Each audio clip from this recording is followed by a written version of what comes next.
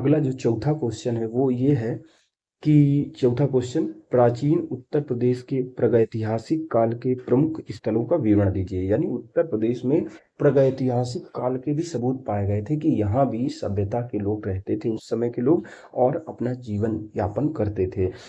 तो प्रागैतिहासिक काल सबसे पहले समझें। प्रागैतिहासिक काल वो काल होता है जिसके बारे में हमको कोई लिखित साक्ष्य नहीं प्राप्त होता है। हम उस समय के लोगों के द्वारा प्रयोग की गई कोई किसी वस्तु के द्वारा, जैसे उनके जो रहने के तरीके थे, जो घर थे, उनके द्वारा प्रयोग किए गए, जैसे जानवरों को शिकार करने के लिए औजार प्रयोग करते थे। उनके जो औजारों का विकास क्रम होता है तो समय के हिसाब से बदलता रहता था। पहले पहले वो पहले क्या होगा, तो पत्थर का प्रयोग करेंगे, फिर धातु का प्रयोग करेंगे, ऐसे इस हिसाब से उनमें विश्वास होगा। पहले कम धारदार होंगे, बाद में ज़्यादा धारदार होते चले जाएंगे। तो इस आधार पर कालों में विभाजित किया जाएगा।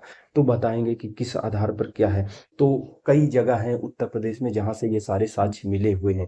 तो एक है कौन सा, बेलन घाटी क्षेत्र जो इलाहाबाद के क्षेत्र में, एक कालपी उज्जैन, एक क्वालपी जो है जालौन साइड पड़ता है, सिंगरौली हो गया, चकिया हो गया, फिर बेलन घाटी हो गया, लोहना नाला हो गया, चौपानी मांडो हो गया, सराय नाहर राय हो गया, महादहा हो गया, दमदमा, चौपानी मांडो, फिर कोल्डी हवा, चौपानी मांडो, खैराडी, ये सारे हैं। पहला जो स्थलों की अगर बात करें तो प्रागैतिहासिक काल को बांटेंगे तीन कालों में: पूरा पाषाण काल, मध्य पाषाण काल और नव पाषाण काल।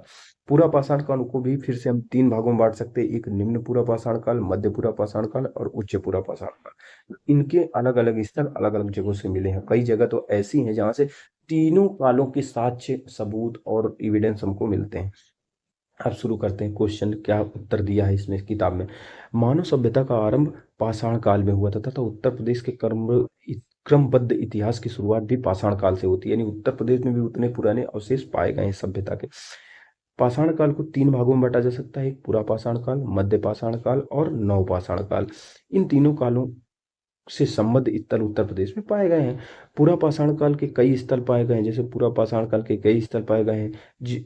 उत्तर प्रदेश में निम्न पूरा पाषाण काल के स्थल जैसे मुख्यतः बेलन घाटी से प्राप्त होते हैं।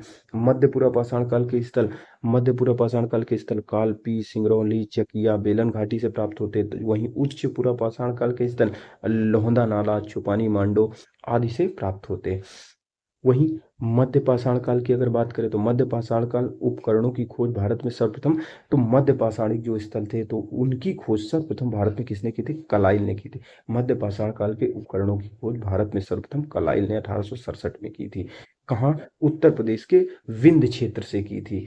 यहाँ से कौन सा स्थल है? यानी विंध्य क्षेत्र में सराय नाहर रहे, महादहा, दमदमा, चौपानी मांडो, ये प्रमुख है। यहाँ से क्या क्या मिले? मानव अस्थिपंजर, गर्त मिले हैं जहाँ पे गड्ढा बना के लोग रहते थे, स्तंभ, कुछ खंभे भी मिले, चूल्हे मिले हैं जो गड्ढे में बनाए जाते थे, और मृतक संस्कार विधि का भी पता चलता है कि वो लोग अपने जो मर जाते लोग थे उनका कैसे अंतिम संस्कार किया करते थे। फिर उसके बाद में नवपाषाण काल के संबंध में भी जानकारी मिलती है कि किस प्रकार से कृषि और पशुपालन की शुरुआत हुई। उस समय स्थायी जीवन की, जब कृषि और पशुपालन करने लगेगा तो एक जगह में स्थायी जीवन तो जीना चालू कर देगा, क्योंकि कृषि कार्य करने के लिए उनको एक जगह में रहना ही पड़ेगा। उत्तर प्रदेश में नवपाषाण के काल के कई स्थल मिले हैं, जैसे कोल्डी हवा, चौपानी मांडो, खैराडी, लहुरा देव आदि। उत्तर प्रदेश के लहुरा देव से भारतीय उपमहाद्वीप में कृषि किए जाने के प्राचीनतम साक्ष्य मिले। इसके अतिरिक्त उत्तर प्रदेश में ताम्रपाषाण काल के भी कई स्थल प्राप्त हुए हैं, जैसे नरहन, खैराडी, नौहान, राजघाट, झूंसी, हवेलिया। झूंसी में तो हमारे मतलब झूंसी में तो बहुत बढ़िया, अभी भी जाओगे हवेली हवेली ही दिखेंगी बहुत ज्यादा, यहाँ से भी मिला है। हवेलिया, अगियाबीर आदि। उपरोक्त विवरण के आधार पर कहा जा सकता है कि उत्तर प्रदेश के इतिहास की प्राचीनता पाषाण काल तक जाती है तथा पाषाण काल के कई प्रमुख स्थल उत्तर प्रदेश में पाए गए हैं जो भारत के प्राचीन इतिहास की क्रमबद्धता को प्रदान करते हैं।